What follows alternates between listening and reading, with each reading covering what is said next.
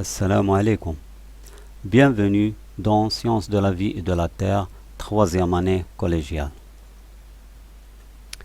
Toujours, la leçon est aliments, digestion et absorption.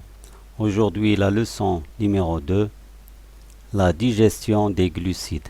Hadm as-sukkariyat.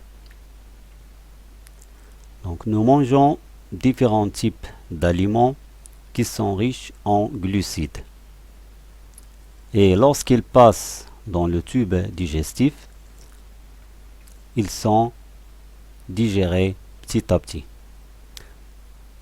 Donc les aliments sont digérés dans le tube digestif. Comment s'effectue donc cette digestion؟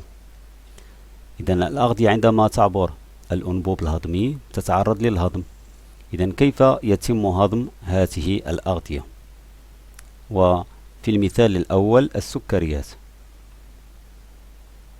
Donc lorsqu'on ajoute de l'eau iodée, c'est un réactif au pain, on remarque qu'il y a apparition d'une coloration bleu-violette. Donc le pain contient l'amidon. رأينا في درس سابق أننا عندما نضيف ماء اليودي إلى الخبز نلاحظ ظهور بقعة زرقاء بنفسجية. إذن نستنتج أن الخبز يحتوي على سكر النشا غني بالنشا. Donc on sait que le pain contient le sucre d'amidon. Alors maintenant, on remarque que pendant la mastication lente du pain, mélangé à la salive dans la bouche, on remarque la sensation d'un léger goût sucré. عندما نقوم بمضغ الخبز داخل الفم دون التسرع في بلعه مع خلطه باللعاب نشعر بظهور مذاق حلو داخل الفم. Le pain mélangé à la salive prend un goût sucré, donc il y a apparition de glucose. نعرف أن النشا ليس له مذاق حلو بينما الجلوكوز له مذاق حلو. إذن تخليط اللعاب بالنشا داخل الفم، النشا الذي يوجد في الخبز، وظهور مذاق حلو، هذا يدل على أن ظهر الجلوكوز. Donc hypothèse, peut-être que la salive transforme le sucre d'amidon en sucre de glucose. إذن فرضية ربما اللعاب يحول سكر النشا إلى سكر الجلوكوز. Donc pour tester cette hypothèse, on propose le protocole expérimental suivant. Donc للتحقق من الفرضية نقترح هذه التجربة. Donc nous avons deux tubes A et B. Dans un bain-marie, c'est de l'eau qui est tiède avec une température toujours à 37 degrés Celsius et avec un thermostat. إذن لدينا bain-marie للحصول على حرارة 37 درجة وهي حرارة الفم. Donc 37 degrés, c'est comme la température du corps. Bon, le tube B contient de l'empois d'amidon plus la salive. Et le tube A, il contient seulement de l'amidon. إذا لدينا الأنبوب B الذي يحتوي على مطبوخ النشا زائد اللعاب، بينما الأنبوب A يحتوي فقط على مطبوخ النشا. Le tube A est appelé témoin car il sert à la comparaison. إذن بالنسبة للأنبوب A دوره هي المقارنة. هذا الأنبوب يسمى في التجربة الأنبوب الشاهد.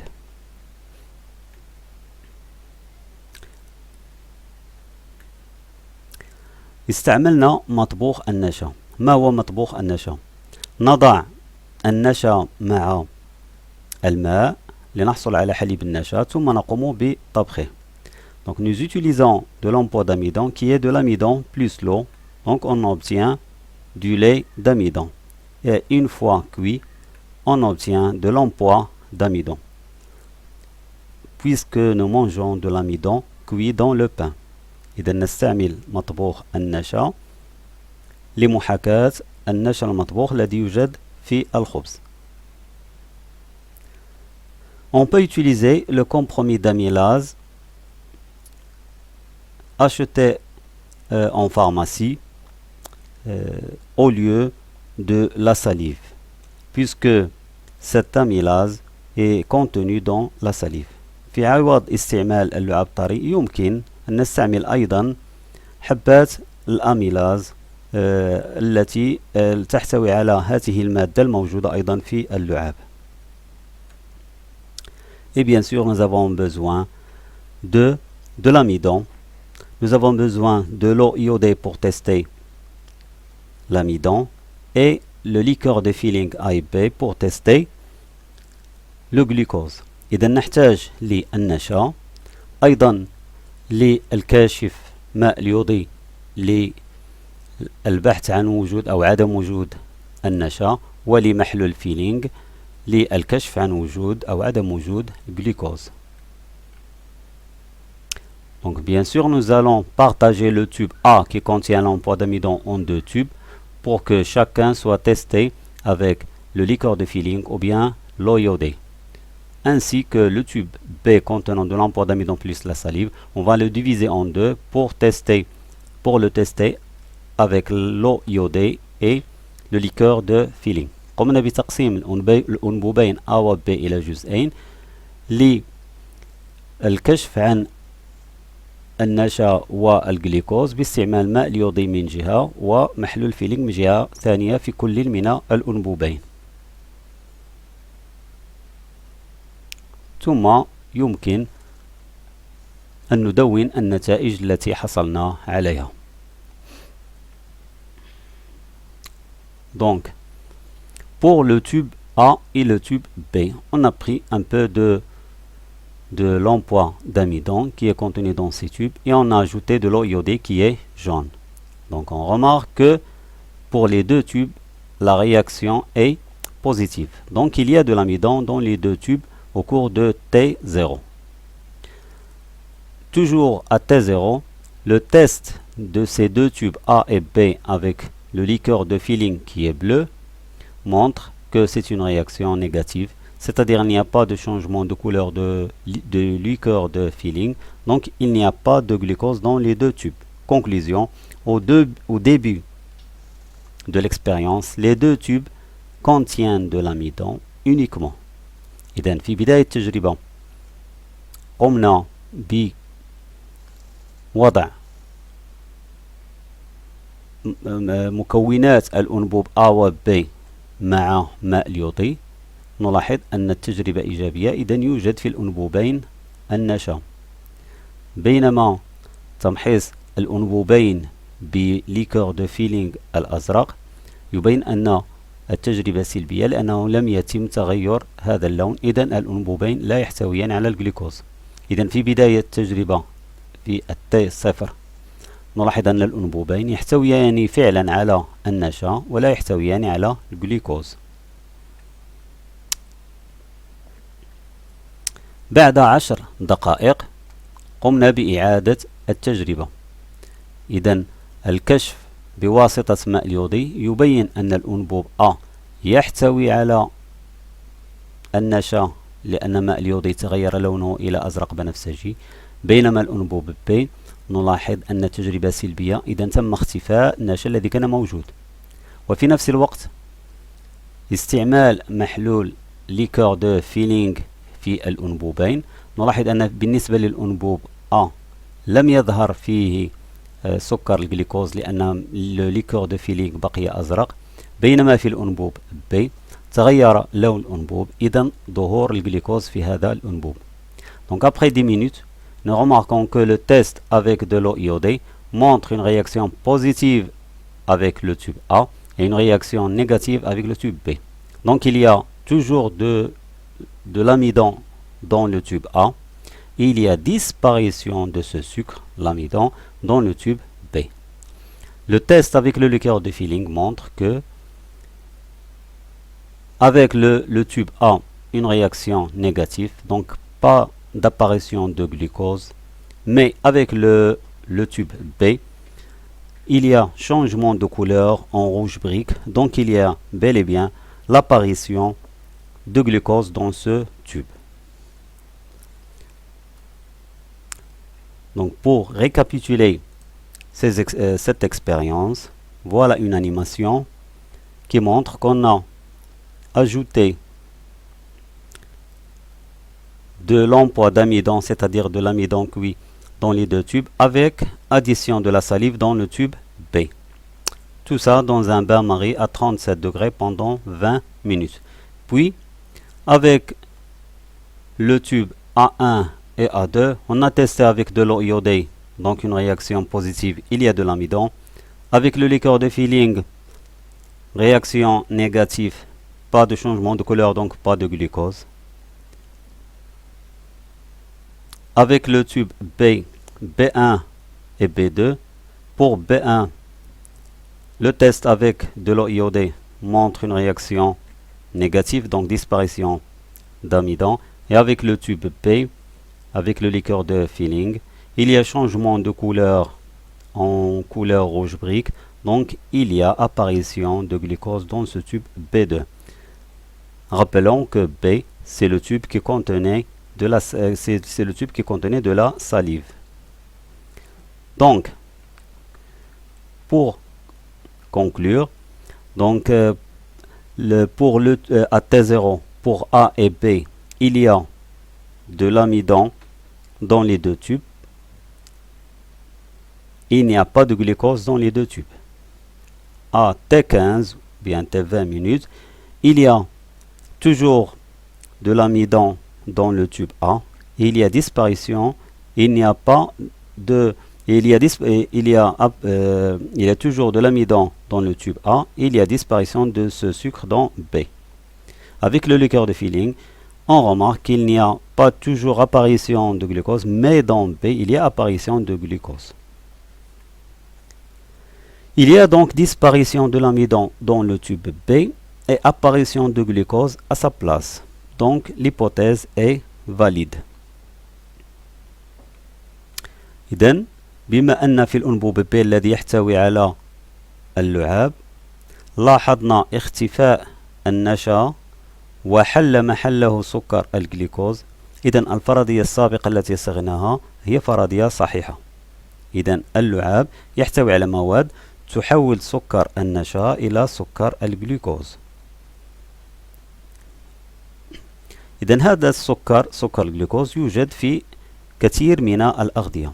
Donc ce sucre existe dans beaucoup d'aliments que nous consommons. Donc ce sucre d'amidon, la molécule de ce sucre est formée de 200 à 300 maillons de glucose liés. إذن جزيئة النشا تتكون من 200 إلى 300 جزيئة صغيرة من الجلوكوز مرتبطة فيما بينها. إذن هي جزيئة كبيرة. Donc cette molécule d'amidon est formée de plusieurs maillons de glucose qui sont liés entre elles. Donc cette molécule d'amidon, lorsqu'il est mélangé à la salive contient une enzyme appelée amylase salivaire, donc qui fait entrer de l'eau entre deux maillons de glucose et coupe à cet endroit. إذن اللعاب يحتوي على أنزيم يسمى النشواز أميلاز، والذي يقوم بتفكيك جزيئة النشا إلى جزيئات تتكون كل واحدة منها من حلقتين من الجلوكوز. هذا السكر المكون من حلقتين يسمى المالتوز. Donc on obtient ainsi un sucre formé de deux maillons de glucose et qui est appelé le sucre de maltose. Ensuite, ce maltose va subir l'action d'une autre enzyme appelée maltase et qui va le dégrader en glucose. إذن هناك أنزيم آخر سوف يتعرض لسكر المالتوز فيقوم بإدخال الماء بين جزيئات الجلوكوز وحل هذه الرابطة الموجودة بين الحلقتين. Donc on obtient un sucre qui est très simple de petite taille appelé glucose.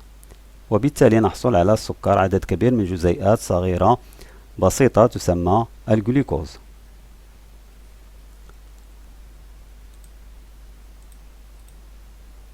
Donc pour récapituler, donc nous avons ici une molécule très longue d'amidon. Il va subir l'action d'un enzyme ici en vert appelé amylase salivaire qui va faire entrer de l'eau entre les maillons de ce sucre.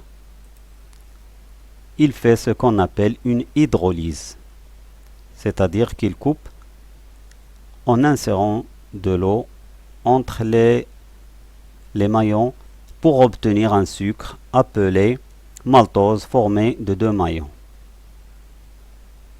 Donc ici, on va obtenir deux sucres de maltose. Ensuite, de la même façon, il y a hydrolyse de cette partie pour obtenir deux autres maltoses et ainsi de suite. Donc l'amidon est transformé en maltose qui va avoir aussi ensuite l'action du maltase. Donc les aliments que nous mangeons subissent l'action des enzymes et ainsi ils sont dégradés. Donc c'est une digestion chimique puisqu'il se fait à partir d'enzymes. إذن هو هضم كيميائي لأنه يتم بواسطة مواد كيميائية أو جزيئات كيميائية التي نسميها الأنزيمات. Donc la salive contient l'enzyme, un enzyme qu'on appelle l'amylase. Donc cette salive elle est sécrétée au niveau de glandes qu'on appelle les glandes salivaires. إذن هذا اللعاب يتم إنتاجه أو إفرازه بواسطة غدد تسمى غدد لعابية موجودة في هذا الجزء من الفم. Donc la salive contient un enzyme appelé amylase qui catalyse l'hydrolyse de l'amidon en maltose. إذن اللعاب يحتوي على أنزيم يسمى أميلاز نشواز والذي يقوم بحلمأة النشا إلى مالتوز وهو في الحقيقة يقوم بتنشيط حلمأة النشا إلى مالتوز. Ensuite, un autre enzyme appelé maltase dégrade le maltose en glucose. Remarque, catalyse veut dire active et accélère une réaction chimique. Donc, كلمة catalyse تعني تنشيط وتسريع تفاعل كيميائي معين. Bilan de cette activité. Donc, une enzyme est une protéine qui catalyse l'hydrolyse des aliments. Hydro veut dire eau, lyse veut dire couper. إذن الأنزيم هو جزيئة بروتينية تقوم بتنشيط وتسريع حلمأة الأغذية.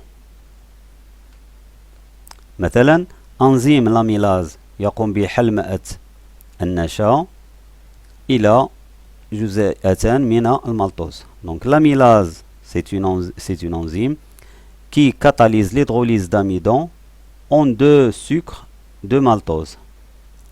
Aussi, une autre enzyme appelée maltase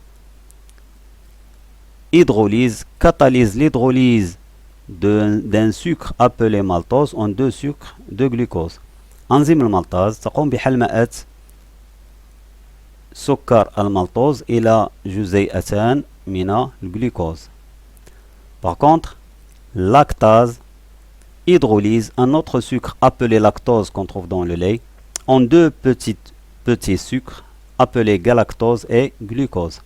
بالنسبة لأنزيم اللاكتاز بالنسبة لأنزيم اللاكتاز تقوم بحلمأة اللاكتوز وهو سكر موجود في الحليب إلى سكر الجلاكتوز وسكر الجلوكوز.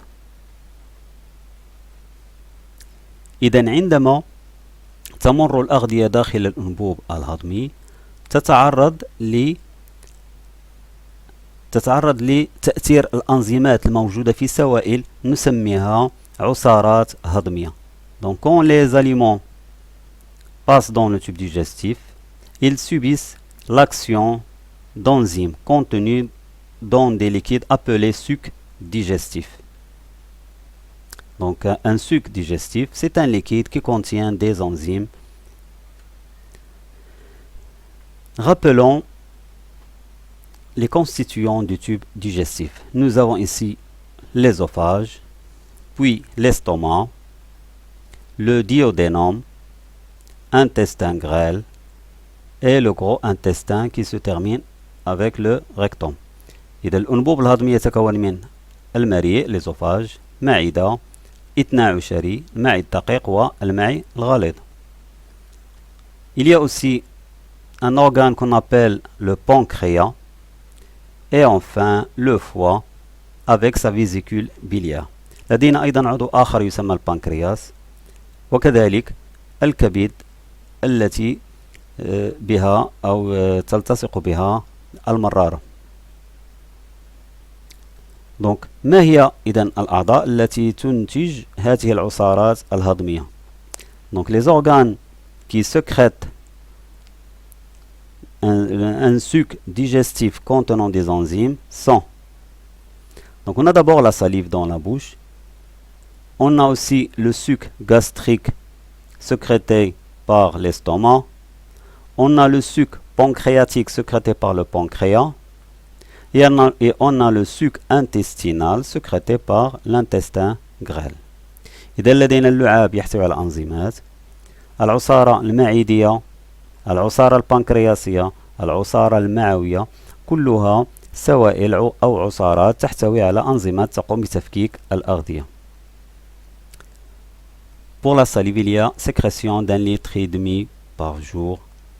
Le suc gastrique et le suc pancréatique, on sécrète à peu près 2 litres par jour. Et le suc intestinal, on a la sécrétion 1,5 litre par jour. Par contre, la bile, on sécrète 1,5 litre par jour, mais il ne contient pas d'enzymes. إذا بالنسبة لي السائل الموجود أو الصفراء داخل المرارة هو سائل لا يحتوي على أنزيمات. Donc ainsi, les aliments sont dégradés par les enzymes au cours de leur passage dans le tube digestif. C'est une réaction chimique. إذا عندما تعبر الأغذية الأنبوب الهضمي يتم تفكيكها بأنزيمات. إذا هو تفاعل كيميائي فيسمى هذا الهضم هضم كيميائي. Donc le suc digestif est un liquide qui contient des enzymes. C'est une digestion chimique. Il y a plusieurs sucs digestifs qui sont sécrétés dans l'appareil digestif. Il y a la salive, le suc gastrique, suc pancréatique et le suc intestinal. Évaluation. Soit l'expérience suivante. Donc on a deux dialyseurs 1 et 2. Le dialyseur 1 contient de l'amidon sur du papier cellophane et le dialyseur 2 contient de l'emploi d'amidon plus la salive sur du papier cellophane. Donc on appellera le dialyseur la partie supérieure A, la partie inférieure B. Pour le dialyseur 2, la partie supérieure appelée C et la partie inférieure, on l'appellera D. Le dialyseur, c'est un protocole expérimental ainsi. Donc les résultats obtenus sont sous forme de ce tableau. Donc à T0, le test des compartiments ou le contenu des compartiments A, B, C, D avec de l'eau iodée et le liqueur de filling à T0 et après 30 minutes nous donne les résultats sous forme de signes plus et moins. Plus lorsque la réaction est positive et moins lorsque la réaction est négative. Donc la question A. Comparer les sucres contenus dans les milieux A, B, C et D. Et pour B, expliquer le résultat obtenu. Donc pour les sucres contenus dans les compartiments, donc pour A, il contient de l'amidon. B, il ne contient aucun sucre. C, il contient l'amidon. Et D, il contient le glucose.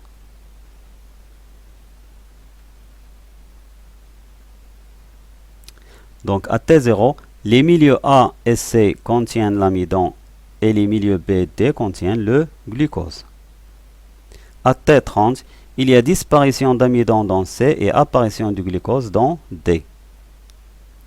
Donc l'amylase salivaire a dégradé l'amidon dans C en glucose qui a passé vers D par les pores du papier cellophane. Donc ici, pour le dialyseur 1, il y a seulement de l'amidon qui est une molécule très grosse qui est restée sans changement. Par contre, en présence de la salive qui contient l'amylase, il y a dégradation de l'amidon en glucose et ce sucre très petit passe à travers les pores du papier cellophane et tombe vers le milieu D. C'est pour cela qu'il y a disparition d'amidon au niveau de C et apparition de glucose dans D. Donc l'amylase salivaire a dégradé l'amidon dans C en glucose qui a passé vers D par les pores du papier cellophane. Et merci.